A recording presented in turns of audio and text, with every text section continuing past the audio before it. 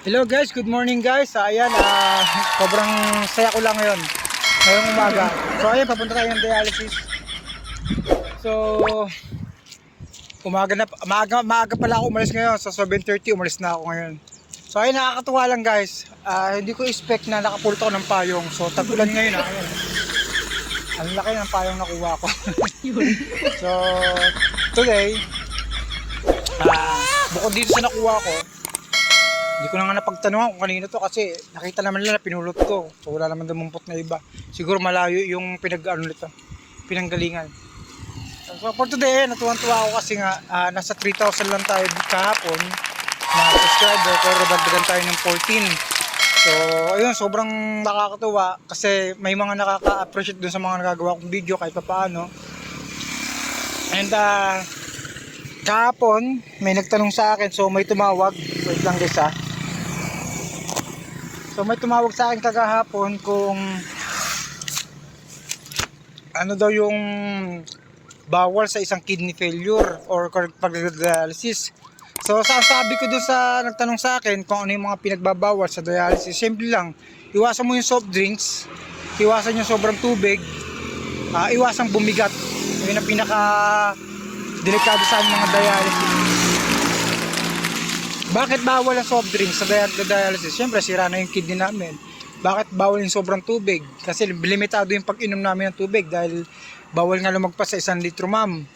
Kapag lumagpas ka dyan, pwedeng magmanas yung paa mo or pwedeng magmanas yung mukha mo. Depende pa yan kung sa baga mo maiipon yung tubig. So mahihirapan kung and ang tendency niyan, pwede kang matubuhan. So doon pumapasok yung emergency tubo. So pag natubuhan ka, i-request sa'yo ng doktor na sa susunod, limitado lang ang pag-inom ng tubig. Sa akin kasi, ang iniinom kong tubig sa isang araw, hindi ako masyado lumalagpas sa 1 liter. Okay na yun. Kasi the more na, kaya nga sabi nga nila, di ba, bawal magpagod ang isang dialysis patient. Kasi once na napagod yan at nakaramdam ng uwaw yan, yan papasok yung sabi mo na hindi mo maiiwasang hindi uminom ng marami. Papapainom ka ng marami. Kaya guys, grabe oh. Palakas na naman yung ulan. Pabalik na naman. Bagyong bagyo, grabe. Kaya ganun idol. Tsaka may nag-chat dun sa akin na ang hirap daw tanggapin bilang isang dialysis patient. Yung sitwasyon ng buhay nila kasi nga alam daw nila kapag dialysis patient ka na is lifetime na daw yun. Nakaka-down to earth. Yun yung pakaramdam nila. So ang payo ko lang sa'yo kaibigan, kung bago ka lang papasok sa dialysis, acceptance, tanggapin mo yung katotohanan na ganun talaga ang pwedeng mangyari, na ganun talaga yung kapalaran. So ako naman, acceptance. Ang dami kong pangarap sa buhay pero hindi natapos. Dahil sa sakit na to, ninanakaw yung oras ko para sa anak ko. Limitado na yung paggala mo, limitado na yung pagpapasyal mo, yan. Kasi bakit? Nakalaan yung oras mo, nakalaan yung ilang araw mo sa dialysis.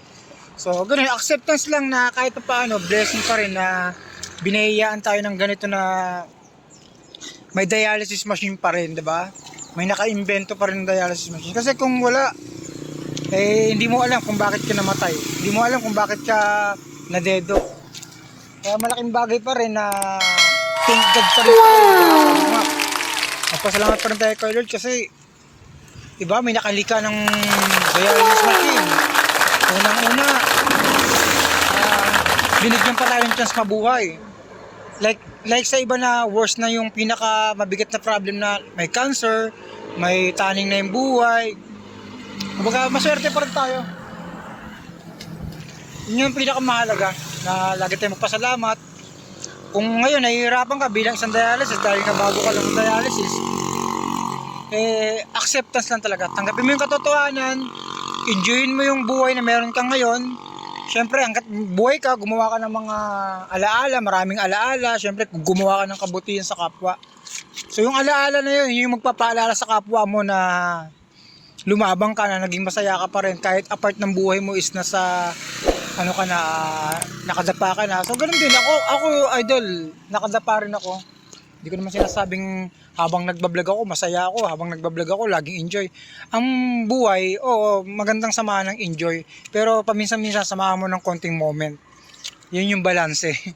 So, lagi magpasalamat kay Lord at syempre, hayaan yung mga basher. Ang daming basher dito sa account ko guys, karamihan. Lalo na pag nagla-live ako, ang daming basher. Kesa daw nagda-dialysis na ako, bakit hindi daw magpahinga na lang? Kesa daw nagda-dialysis ako, bakit kailangan binubuhos ko pa daw sa pagbablog? Eh dito ako masaya eh, tsaka sabi ko nga, kaya nga ako nagbablog. Eh, nangangarap ako na soon magkaroon ako ng transplant. So, alam naman natin kapag nandito ako sa Pilipinas, eh, kung ikaw yung nangangarap, lalo ka pang dinadaw ng kapwa mo. So, dito kasi, kaya ako napilitang mag-vlog, kaya pinag-aaralan ko mabuti. Sinasanay ko yung sarili sa pag-vlog kahit medyo nakakahiyan sa iba. Kaya ano nang pakalam doon, kasi nangangarap din ako eh. Nasaan mapapansin nila. Kaya sa mga kapwa ko content creator, ayan, tiwala lang. And vlog lang tayo. Eh sa mga kapwa ko dialysis, ayan, ingat tayo. At medyo pabaksak na naman yung ulan. Medyo mabigat-bigat na naman to guys. Ayan o. Mabigat. Kaya so, hanggang dito lang muna yung video ko guys. At baka malobat tayo. Malayo-layo pa yata yung pupunta natin. So ayun yung kamag-anak ko guys. Pupunta rin sila ng palengke. Yan. Sila yung mga kamag-anak ko. Yan. Pupunta rin sila ng palengke ngayon. At mamimili ng paninda. So makakarating na sa dialysis ito mga 7:20 na. 7:20, 7:30. Ay, 9:30 pala, 9:30. 9:30 o 10, mga ganyan. Kaya ingat-ingat lang. Kasi medyo matagal yung biyahe dito sa amin guys. Masagal yung paghihintay ng bus. Ayun. Muli maraming salamat sa mga content creators, subscriber natin, non-viewing, mga viewers natin, pati sa subscriber na sumusuporta sa ating mga content at syempre sa ating YouTube channel. Ayan, maraming salamat po sa inyo and God bless.